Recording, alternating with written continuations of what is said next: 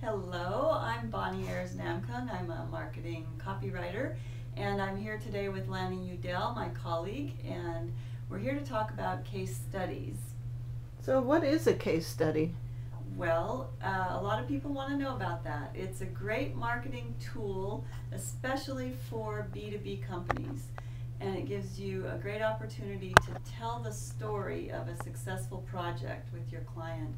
And you can detail how your product or service saved them money, saved them time, solved a difficult problem, made them more productive, or even helped them serve their own customers better. Well, it sounds great, but what kind of companies use these case studies? B2B companies across the board use them, starting with giants like Oracle, UPS, Microsoft, Deloitte, Pitney Bowes, but that's not to say that smaller or regional or local companies can't use them as well to great effect, including software companies, architects, corporate training companies, and management consultants. Well, that's a lot of good use of case studies. So why are they so effective? Well, they're effective because humans are basically wired to remember stories.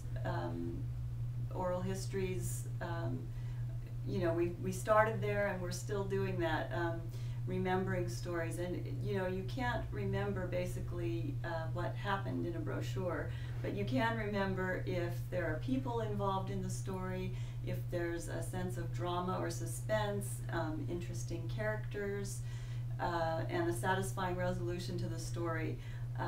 It's also a great way to include your customers' comments. A case study becomes a giant testimonial. And what B2B companies also like about case studies is that you can elevate your standing by telling the story of a company, a prominent company that's your client. For example, I have here a case study that we did recently for a local company in San Francisco called Environmental Building Strategies, and they go in to commercial buildings and help them green their operations so they can save money and save energy. And they did this project with Ghirardelli Square, which I'm sure they're nationally known. I'm not sure if people know them overseas, but perhaps. And so in the process of telling this story, they had Ghirardelli Square staff commenting on the project and basically endorsing their service. And what has happened, and which is really great, is that Environmental Building Strategies also is benefiting because Ghirardelli Square is passing this out too as an example of what they're doing to green their operations, so they get even more exposure. So it works, doubly in that sense. That's great. Well, what's involved in a case study? What differentiates an effective one from a poorly constructed one? That's a good question, because a lot of companies think they're using case studies when in fact what they have are just a list of the problem or challenge that they were facing and the solution. And what they're really missing out on is the story with the people, which I mentioned before, and the results of what happened when they finished their project. Usually a case study, I'll talk about what it looks like, is something like this, 2 to 3 pages.